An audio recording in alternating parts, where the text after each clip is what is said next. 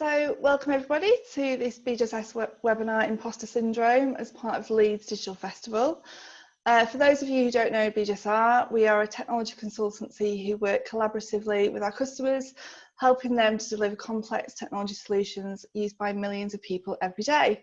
So this session is being recorded, and please do submit any questions you've got via the chat or the Q&A functionality. And so without further ado, I'd like to hand over to our speaker, Smilyan, who is a software engineer at BJSS. Hi everyone. So let me just share my screen.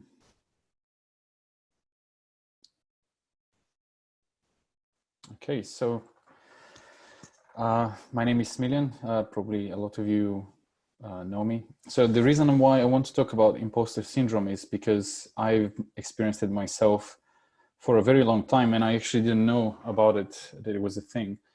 And this is what prompted me to talk about it, because it has impacted my life in many different ways, and I just want to help others to find out about it.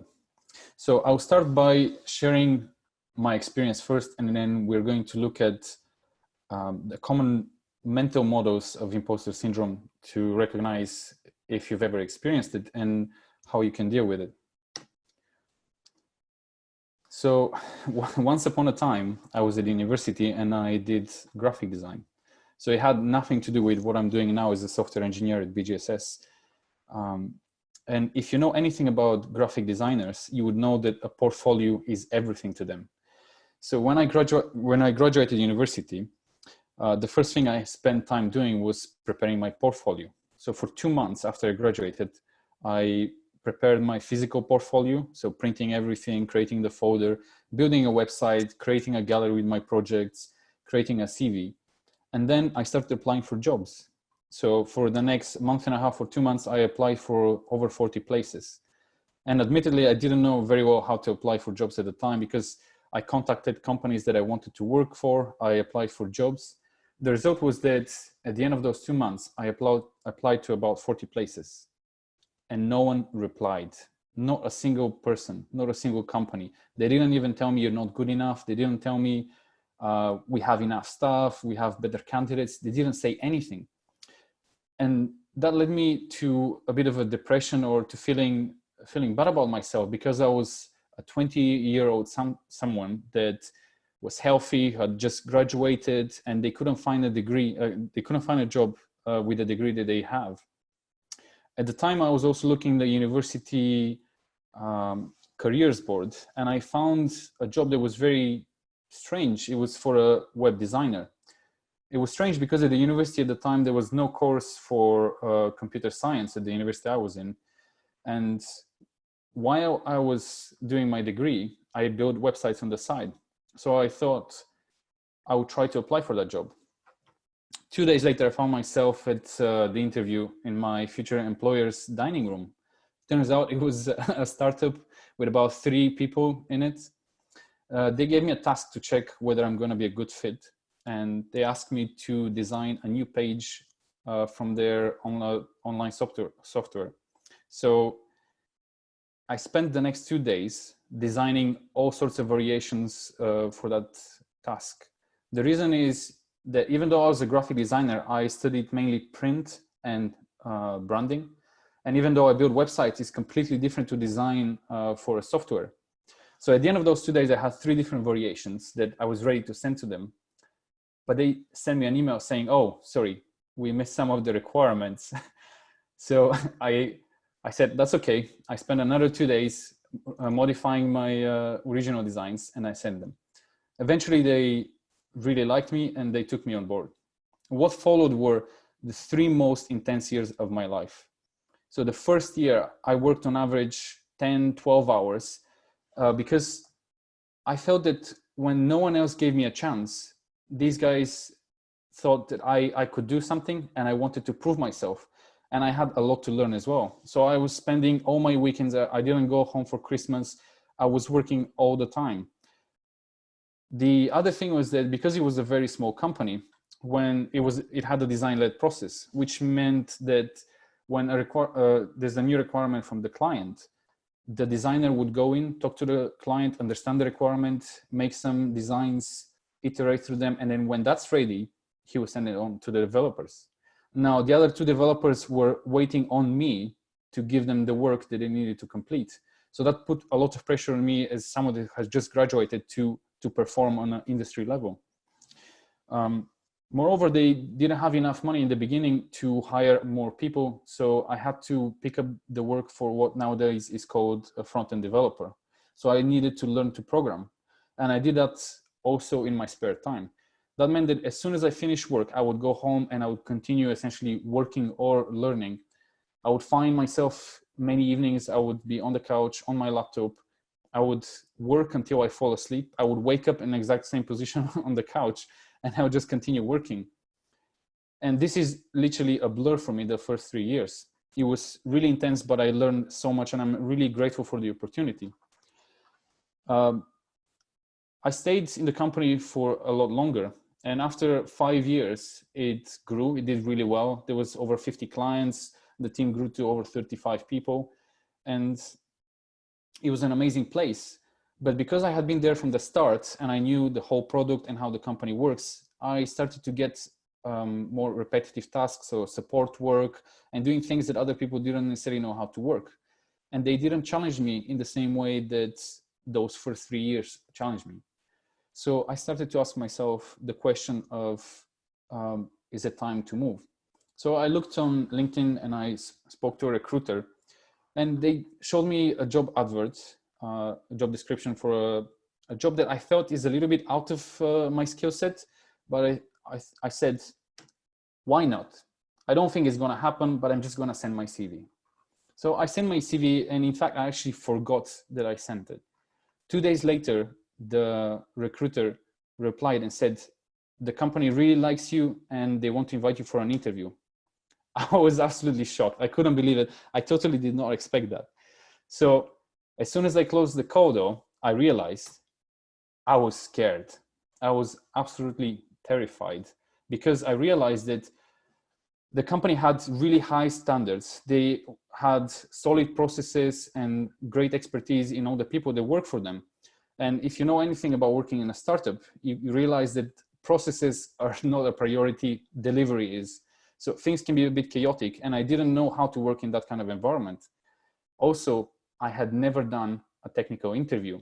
So the only interview that I had done was at my employer's dining table, face to face, and they probably just liked me and that's where they hired me.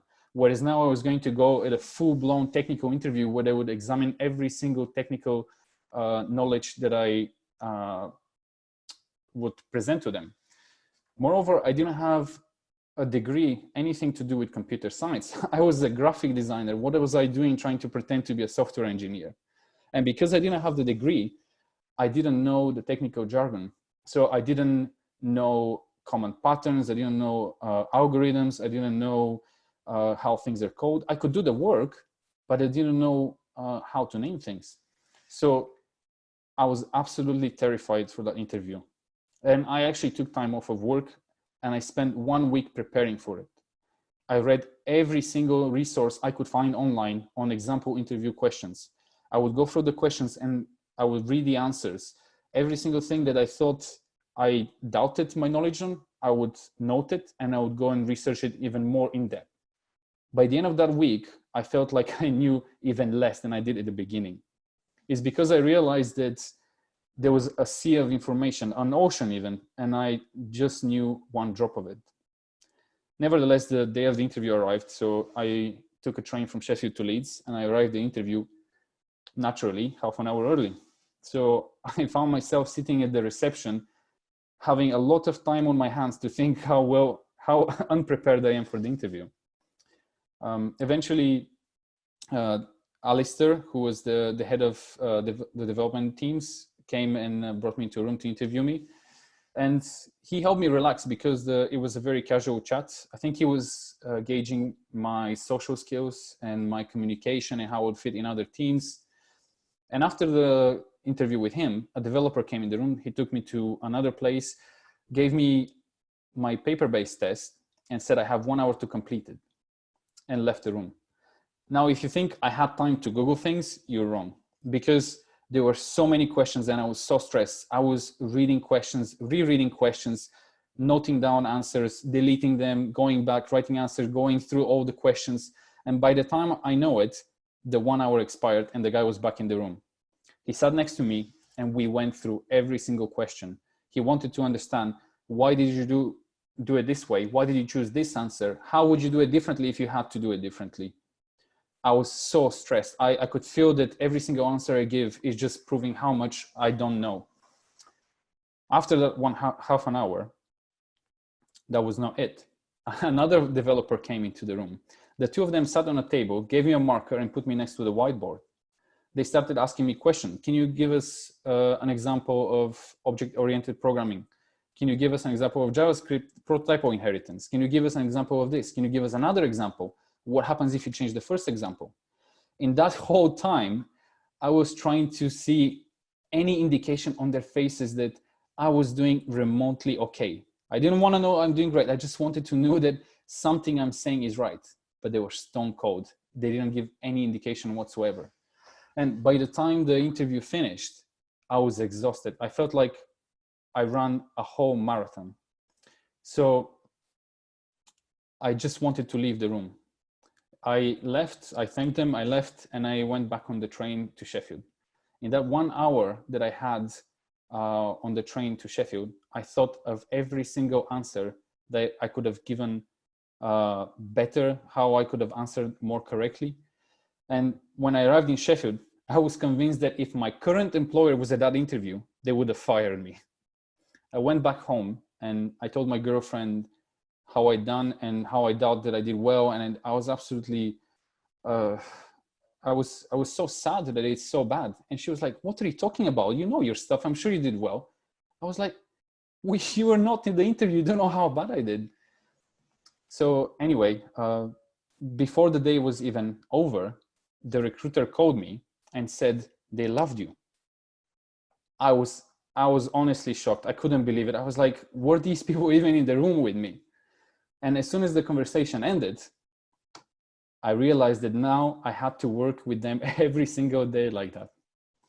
So it's worth noting that at the time, even though I didn't appreciate it, the people that interview me, they saw in me things that I didn't see in myself. I thought that the interview process is a checklist exercise. So you need to have these certain skills and they need to match the job criteria, and that's it. You fit the most skills, so you're hired. But no, I didn't realize that there's a lot more to it. They saw in me certain communication skills, certain soft skills, and the ability to solve problems, to gather requirements, a lot of things that I didn't even imagine or considered.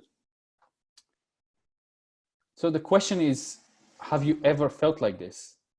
Have you ever been afraid of failing when you faced a challenge and that everyone would see how you're incompetent? So normally I ask people to raise their hand in these presentations, but because we're on Zoom, I would ask you to, in the comments, if you ever felt like this, just put yes. For the sake of everyone else, just to see how many people have felt like this before. You can even put no if you haven't, but just to see. I can see the comments going, the number going crazy.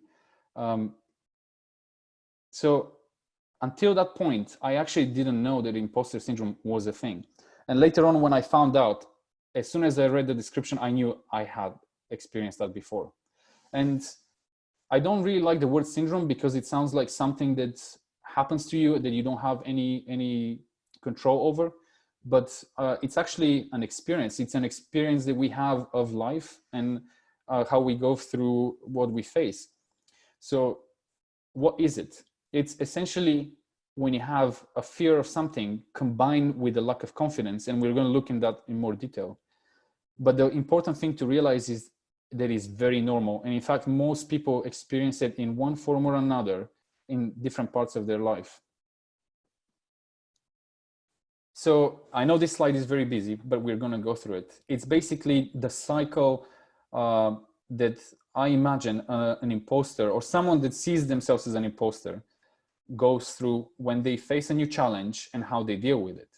It's worth noting that imposters are generally considered to be exceptionally good at what they do by their peers. They're normally perceived as experts and that they know what they're doing. But that's part of the problem.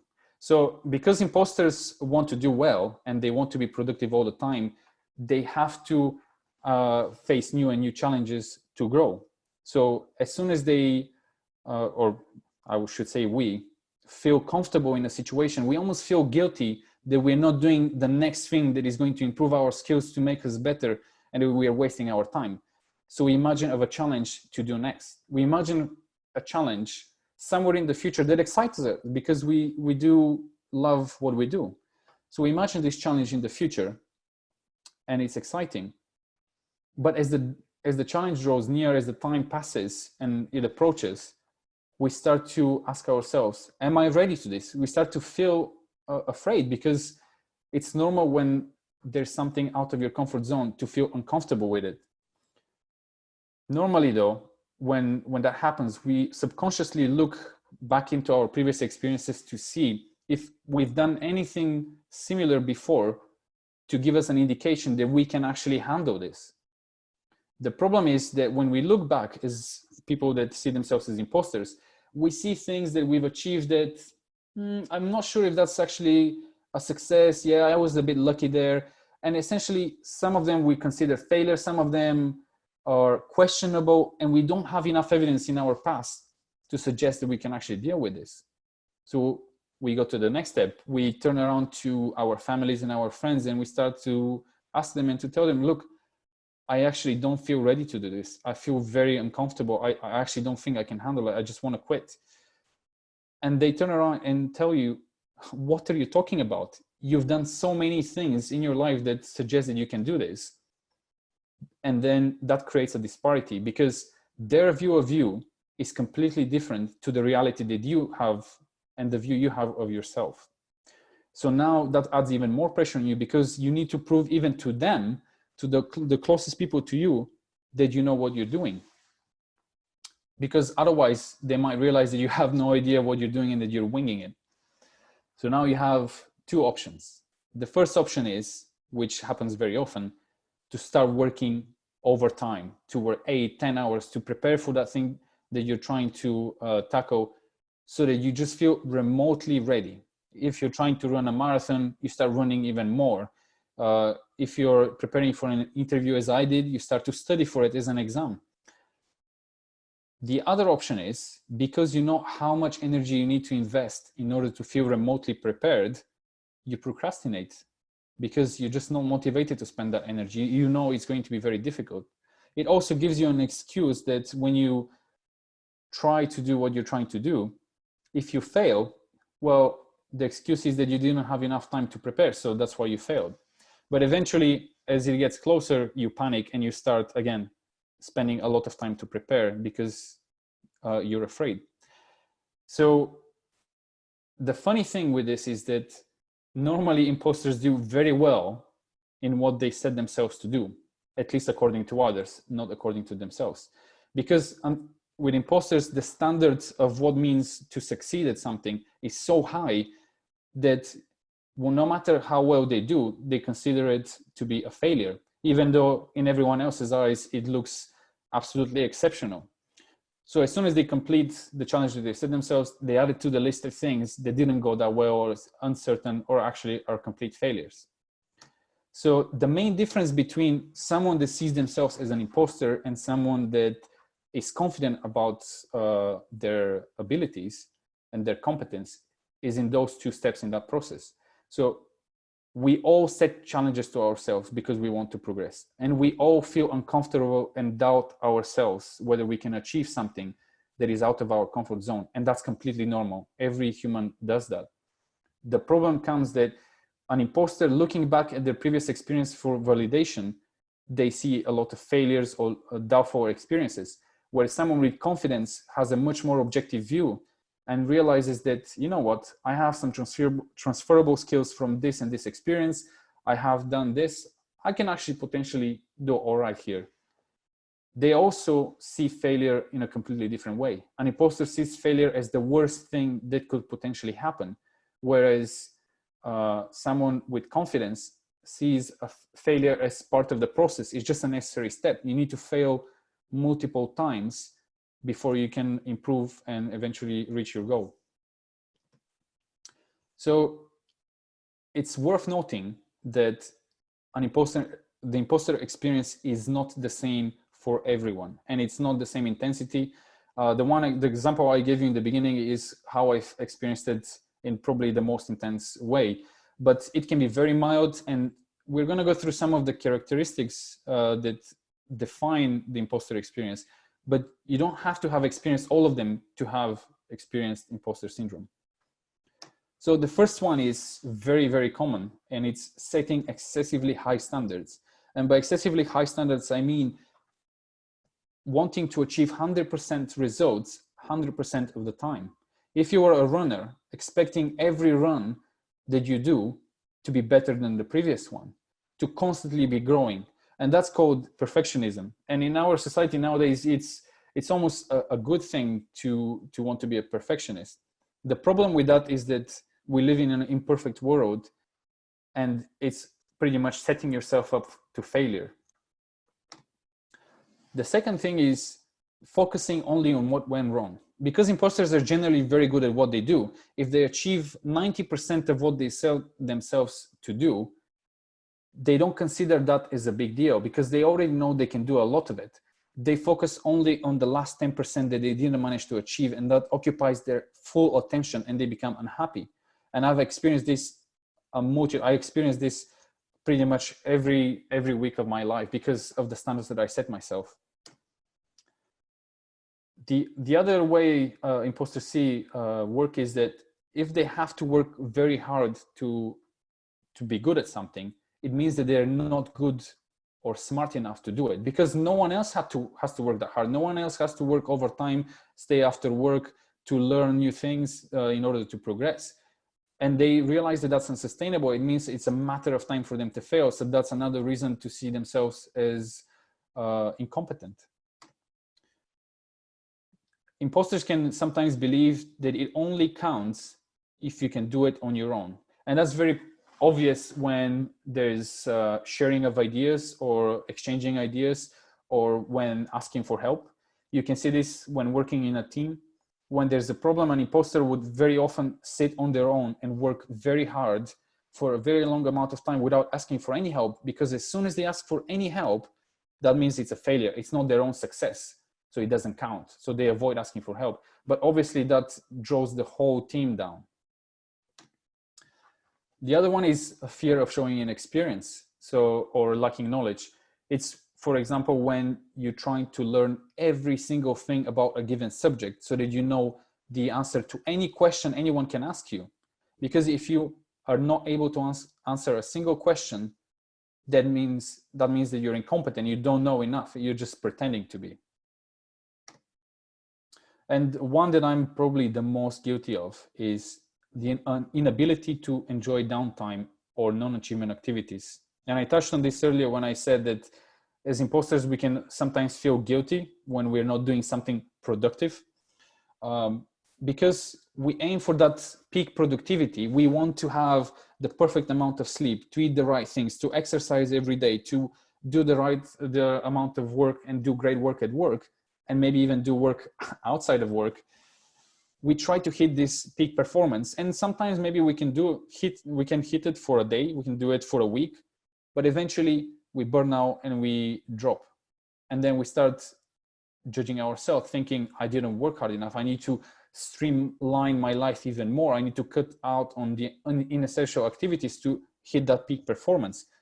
So that means not going for a coffee with a friend, spending less time with family, anything that you consider non-essential. So what are the alternatives to those views? First one is the high standards, realizing that, and I know this sounds obvious, but believe me, when you're in the middle of it, it doesn't sound that obvious. Realizing and accepting that any progress forward is still progress, and it's more valuable than no progress at all. So if you have to get from point A to point B, making some steps in that direction is still better than making only 2 perfect steps. As an imposter or a perfectionist, you aim to make the perfect step. I'm going to step just right. Whereas if someone accepts that they might not do it right every time, but they still keep going, they're going to make a lot more progress, obviously.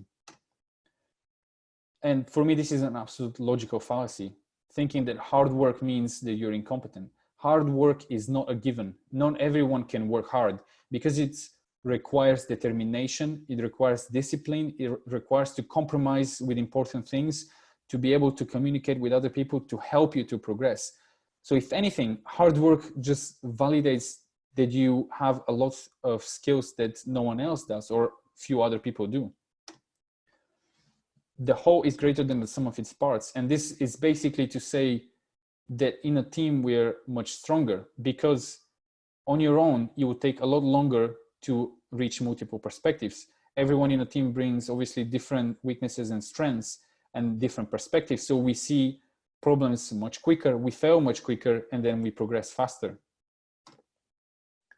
This is my favorite, thinking that showing inexperience or lack of knowledge means that you're incompetent.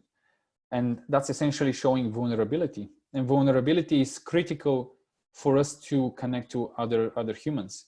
Because if you were a know-it-all and you had the right answer for everything and you knew everything, well, you make people feel uncomfortable. You maybe feel others feel incompetent, so they stay away from you. Whereas when you show vulnerability, the same way that I'm giving this presentation, telling you how it took me 10 years to prepare for an interview, you welcome others to come and share their experiences with you.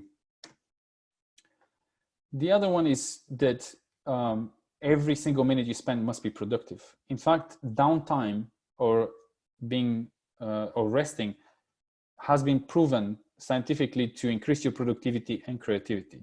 For example, with creativity, we gather a lot of information on a given subject, but as long as our attention is focused on it, on solving the problem, we only can see a certain number of angles to solve it.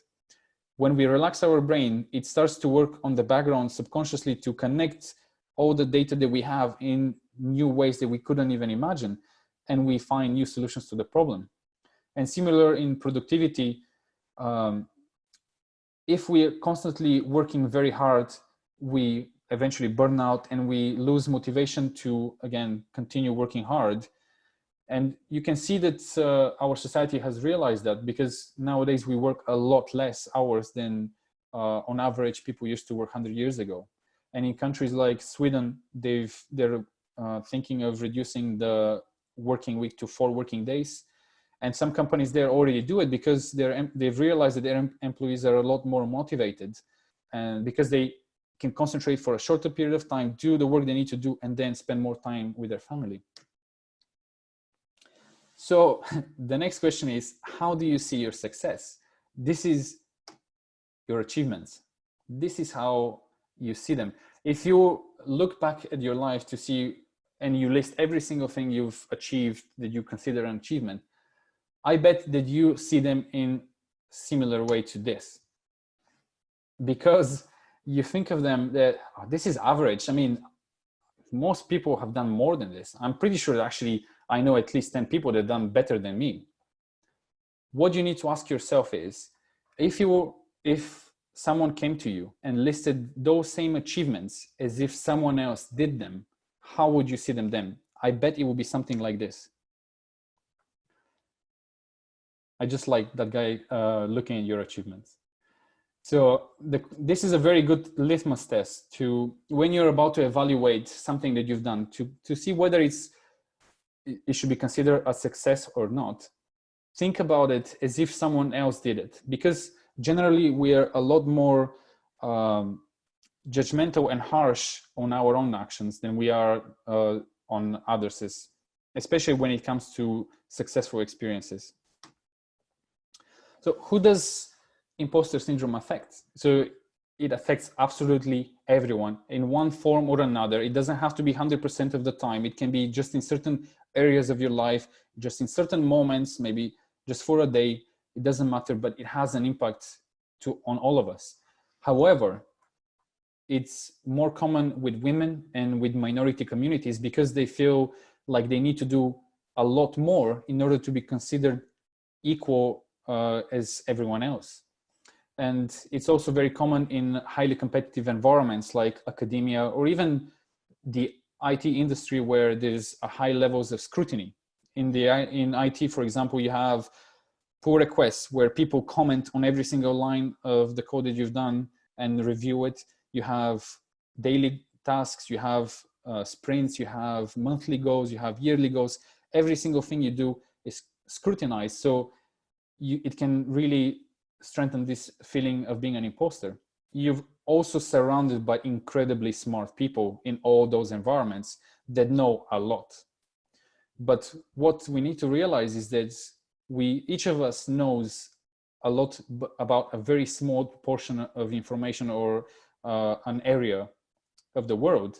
And also a lot of us are actually just winging it. So what are the implications of imposter syndrome?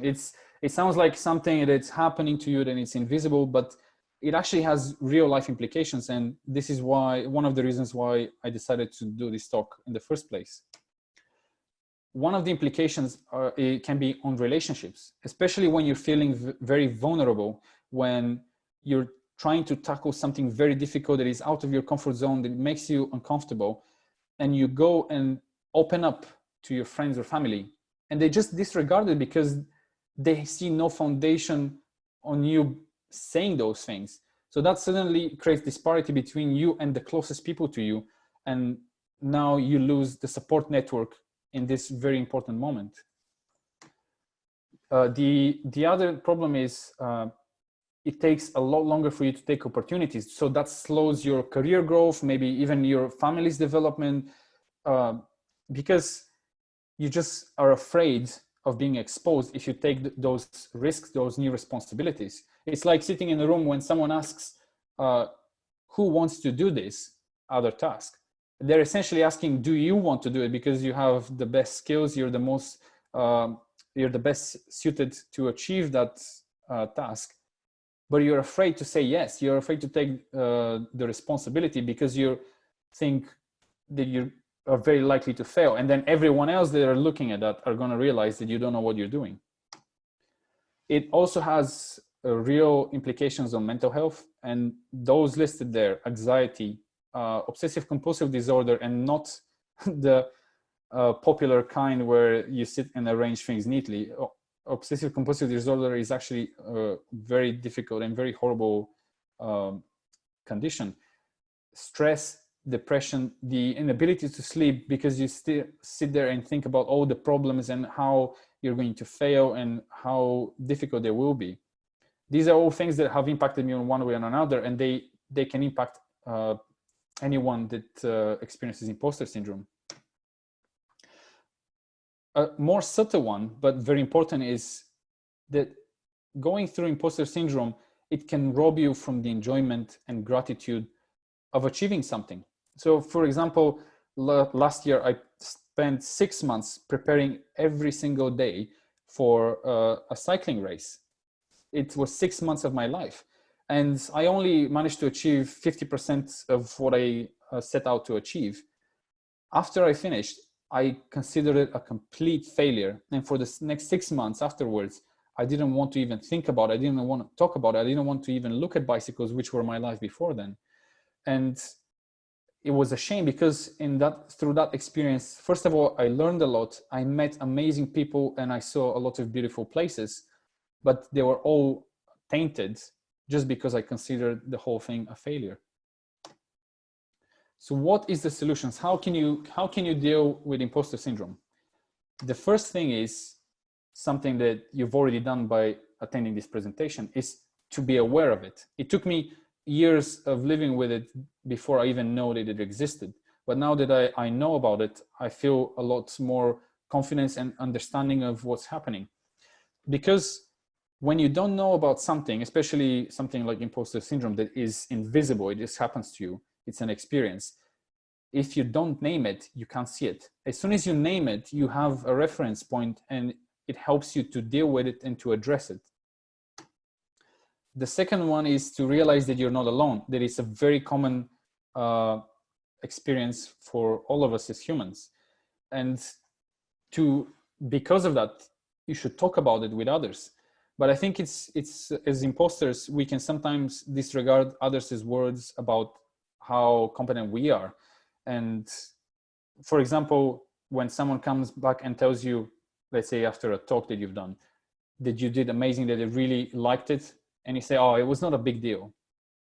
We disregard that, and it's first of all offending for the other person, but also we cannot connect with the reality that they have.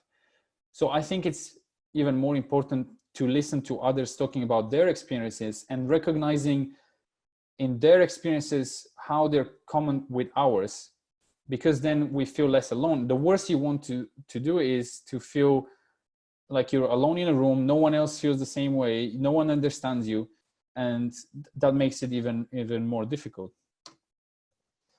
I think if you want a practical step is to also write down your successes, to recognize them and write them down. And this means literally, if this is a very big part for you, is you really struggle with this, just write down every single day something that you've done well, something that every day, every week, every month, whatever works, and consider it as a success the same way that we said with the litmus test. What if someone else had done it? Would you consider that something that was good and positive and a success? And focus on the facts, not the feelings. So when you're about to face something that's out of your comfort zone, like for example, I'm talking to, I think, over 200 people listening to me, fear can be screaming in your face. So it can be very difficult to be reasonable and to hear and to do the right things. So focus on the facts. Look back at previous experiences of things that you've done. Like I'm giving a presentation in English, which is not even my first language. And, I feel vulnerable doing it, but I look back at my previous experiences and I think I've studied in this language. I've met a lot of people. I've talked to people. It shouldn't be a reason why I should feel uncomfortable. And going back through those facts of what happened, not how it happened, is very important. And the last one is to believe that you can succeed. I know it sounds strange, but it probably obvious, but it's very important to believe that you can do something. Otherwise, obviously, you're going to be robbed from that experience. And to have a long-term perspective with that standard that we said, it's important to just move forward. It doesn't matter if you were lucky and if you're just at the right place at the right time. So it doesn't count as a success because you were lucky. It doesn't matter. Being lucky and getting help from others, these things are not a given.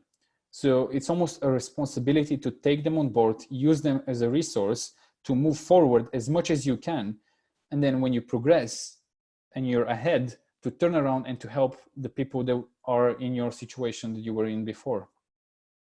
So this is the talk. I hope it resonated with you and that you found it useful. So I think we're open to questions now. Thanks very much for that, Mr. Smilyan. It was a great talk. I've had a note through actually from the festival. I think it was the most viewed event that they've had, which is brilliant. So there's been lots of activity on the chat and the Q&A. So Ellie, do you want to start with some of the questions that have come through? Yeah, of course. So yeah, thanks for everyone who's been sending loads of really nice messages and sharing their experiences. I think it shows quite how prevalent this is amongst all of us. And I've heard this talk a couple of times, and every time I hear it, it just kind of reinforces all those things that I kind of feel on a day-to-day basis. Okay, so first one was from David. So he said he kind of has left jobs early as a fact because he's felt like an imposter at times and he over prepares and ties himself in knots. You had a couple of suggestions, but what's kind of your top tip for solutions and guidance on when you're trying to over prepare and you're getting really nervous about things?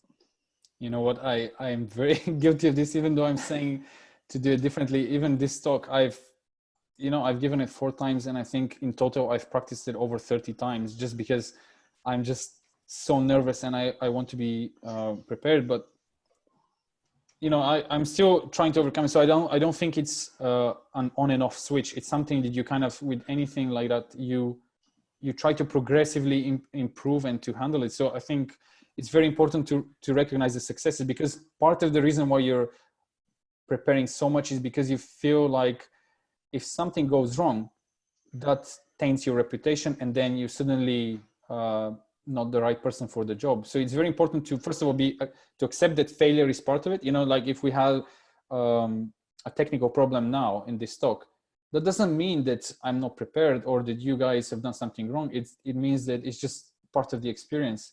That doesn't mean that the whole talk is worse for it. So I don't know if that really answers the question. Well, I think it's fine. Yeah. All right, a really good question from Antonio. Do you recognize imposter syndrome in others? If yes, how can you help them? Oh, all the time. Like, I think I have this, I mean, I have this conversation with my girlfriend pretty much daily. I think I recognize it in myself. And I was actually very annoying in the beginning, because as soon as I studied for this talk, I think I was seeing it all the time. And I was just talking to people. It's like, do you know about imposter syndrome? And then I would just go on. So I do see it all the time in people. And yeah, I think, first of all, talking about it and making yourself vulnerable. So giving an example, obviously not all the time is good to talk about it, but giving an example from your own life and starting, well, you know what, I felt like this before, etc. Just opening the discussion can really help, I think, and trying to understand why they're feeling like imposters. I'd add to that I've got a couple of colleagues who I've talked about it in the past, and we've kind of got a deal that if we see each other falling into that trap, we just kind of say imposter syndrome to each other, just as a kind of like, no, yeah, you're doing that thing. Okay, another good question. I know the nice things that my colleagues say about me, but somehow I feel like I don't believe them when I recite them in an interview situation. How do you handle that? Can you say that again? Sorry. So I know the nice things that my colleagues say about me, but somehow I feel like I don't believe them when I recite it back in an interview situation. How do I handle that? All the time. This is like, again, every time I talk to someone that I see imposter syndrome happening right in front of me, it's normally the case that they cannot accept compliments. And I'm absolutely the same. I feel so uncomfortable taking compliments. And I would say one thing to this is only say thank you, take it. And then as soon as you start doing that, try to look why they said it. It's not because of the reasons that you think. They found something valuable in there. So try to see what that value is and, you know, and be thankful for it. Okay, next one. Any advice as a final year student? They need to push themselves to get a first. However, they don't believe they can do it. So lack motivation. They're also struggling with comparing themselves with their peers. What is the point when they're so far ahead? For example, with grad jobs, they don't always bother applying to some as they think their peers are more qualified. Right, I'll pick up the job application one first, because it's quite relevant. So I think a lot of people, and statistically, I think women are in particular, they don't apply for jobs as long as they don't match all the requirements listed for the job. And that's not the right way to think about it, because what you realize after you apply for some jobs is that what's written in the requirements is not what the job is very often, because a job is a lot more than just having technical skills. Anyone can learn skills. It's more about the personality and the attitude, because if you have those, you can learn. So I would say apply. Not every company is also the right for you. Even if you match the requirements, doesn't mean the place is the right for your personality or the team. So you have to apply. Just give yourself a chance. There's nothing to lose. And for the first, I think, you know, it's not a given that you can do something. It's good to believe in it, but you don't necessarily need a first. I know it's great to have it and to aim for it, but what will happen if you don't get it? You know, that's the question. It's not going to stop your development and progress in life. In fact, I think in 5 years' time, you're not even going to remember that it was a, 2-1 versus a 1. Do you think, Smilyan, that society puts that pressure on people to feel like they have to be perfect? Yeah. So whilst we all suffer from imposter syndrome, which I think probably every single person at some point has done, there's still that pressure, peer pressure from you know, people at work or at school or in society that you have to do this perfectly, and then you get slated if you don't. So it's almost like you know, like what comes first? How do we change the way we all behave, I guess?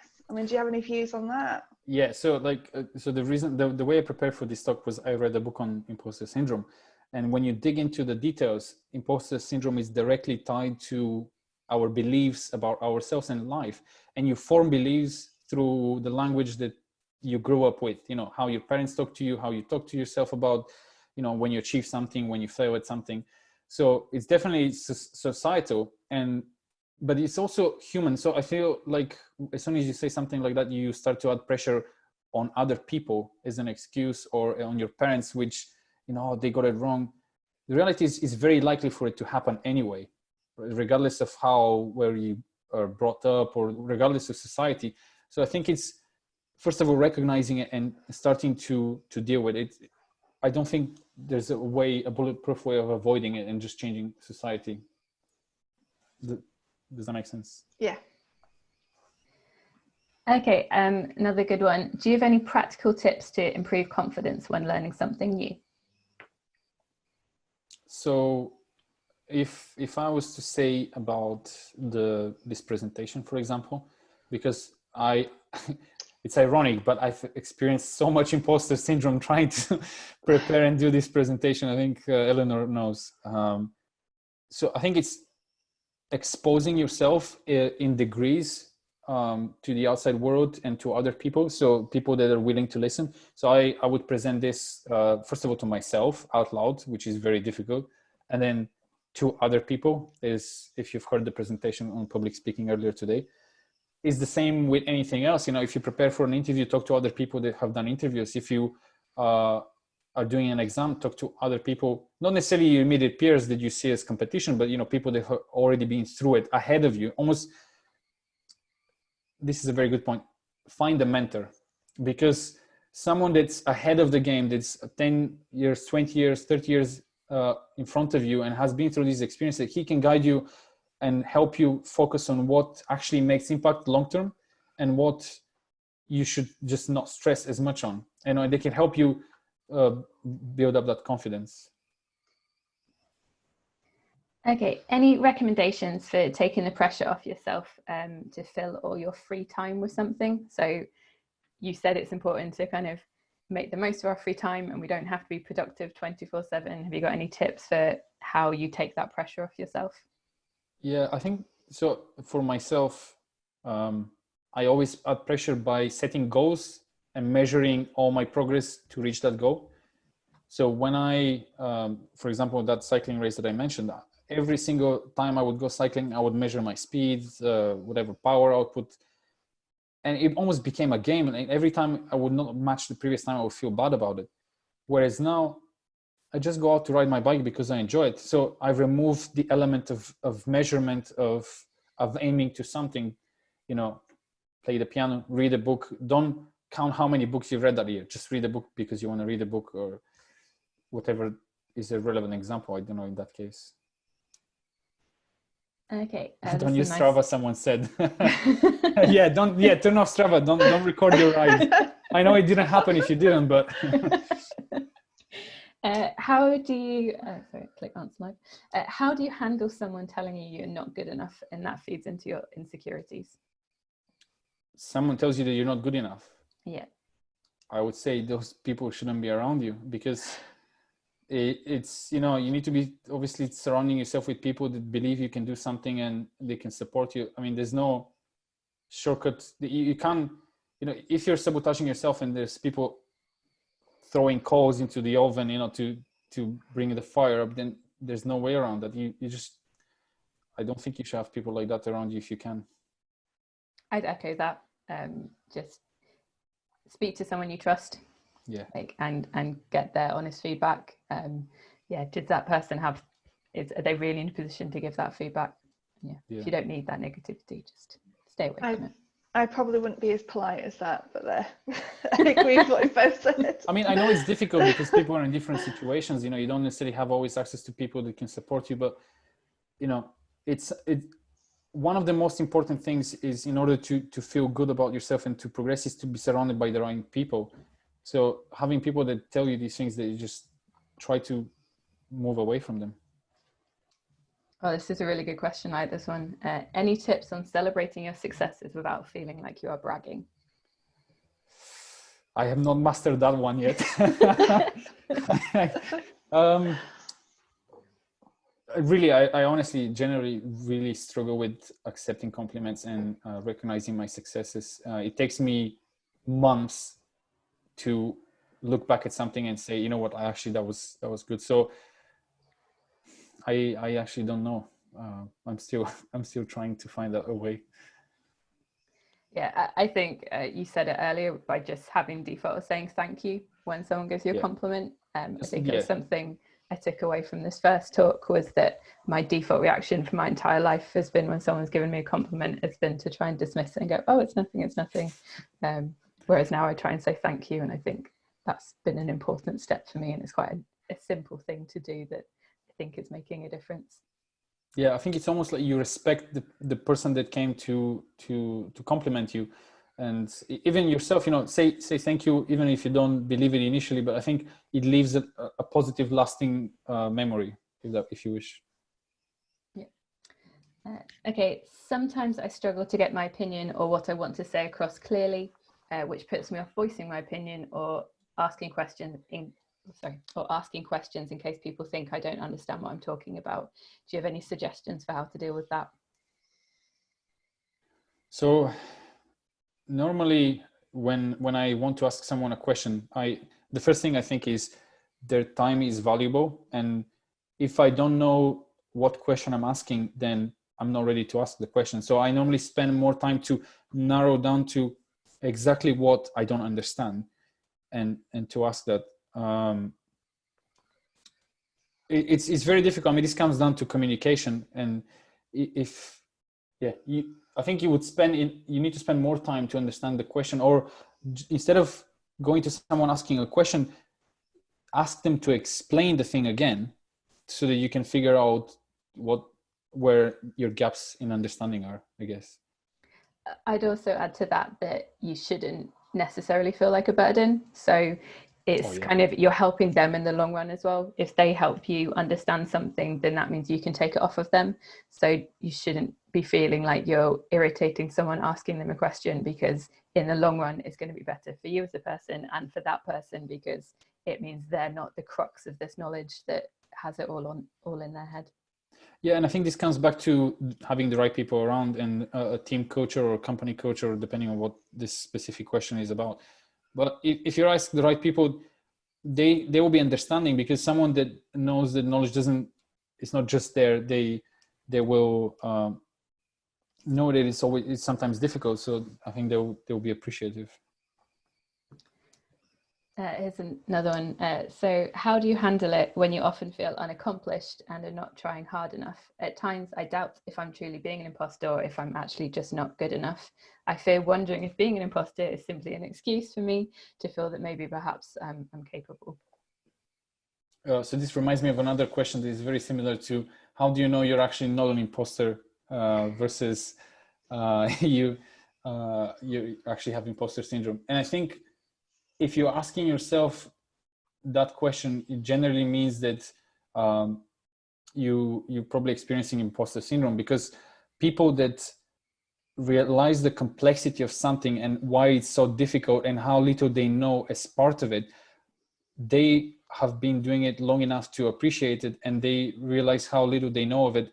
And that's generally how imposter syndrome comes about. Someone that is an imposter is generally, they don't understand the complexity of what they're dealing with. They just pretend. So I think I gave this example before, is where I say I'm going to learn French in 2 weeks. Like, I clearly don't know how long it takes to learn languages unless I'm some sort of prodigy. So, I don't know if that actually answers the question directly, but I think it ties back to a couple of things you said, which is that you have to acknowledge your successes. So if you've got all of these achievements, and again, thinking of it as another person doing those things is a good way of thinking about it, if you like to kind of put yourself down. I think it's looking for that evidence in a like factual way and try and take your feelings out of it. I think for me that's probably the best way of saying no, I am capable and it is imposter syndrome. It's not that actually I have no idea what I'm doing because I've achieved all of these things, and also all these people have said nice things to me and they've not just done it for fun. They're not doing it as some bizarre way of teasing me. It's no, they actually do think I'm doing a good job. Yeah, I'm aware that we're running out of time, so I'm going to try and pick 2 more questions. There's a request for you to make an app with a motivational advice. Skip that one, but maybe it could be another job for another time. Okay, how do you handle being a team member with imposter syndrome if you feel that everyone else in your team isn't an imposter? So you think you're the only imposter in a group of 10 people, even though we've got lots of evidence on this call that everyone feels it some way or another. You know, I try to remember that whenever I've had a conversation with anyone that I really admired because they're an expert, I'm not saying that they suddenly became not an expert for me. They're still being an expert, but as soon as I talk to them, we always reach to the point where I realize, and they told me, you know what, I actually don't know. And I realized that all these people were actually winging it. They were just dealing with it as it comes. So I think it's important to understand that, especially in IT, this is very, very prevalent in IT. You're facing problems after problems after problems. So it's very easy to start to believe that you're incompetent and you don't know what you're doing. And they're very complex problems that take weeks and sometimes 4 people to solve it. And they can't, you know? So I think it's just talk to those people, because behind the image that you have of them, if you talk to them and get a little bit deeper, you will realize that they themselves have doubts and they themselves have limited knowledge. And then it will become much easier, I think. Yeah, and this talk is a great excuse to bring it up in conversation as well. All right, I'm going to pick the last question because this is something that I had with my last job. So how do you tackle not getting stuck in a job due to imposter syndrome? i.e., how do you differentiate when you're ready to move on or when you still need to learn more in your current role before moving on? This is a very difficult question, to be honest. It depends on the role, but I would say you can always learn more on a role. There's a lot more to choosing the right job than just learning. You know, there's the right people around you that also support you and help you in other stuff around your life. But if it comes down to just purely learning new things, I would say normally you depending on the job, if it's the same product or the same kind of work, you would plateau potentially after 2-3 years. So then I would start asking myself, you know, am I still learning new things? I mean, I think BGSS is very different in that sense because, you know, we constantly switch projects. So there's constantly new things to learn. So I don't think that applies here, but you know, it depends on the situation, I would say. Yeah, and like it goes back to other things as well that may understand like what you've learned as well, and try and think about all the things you enjoy about your job and the things that you don't enjoy about your job. That was one of the things that got me off my butt to actually look and move, was just having a long hard look about how much I was enjoying my job.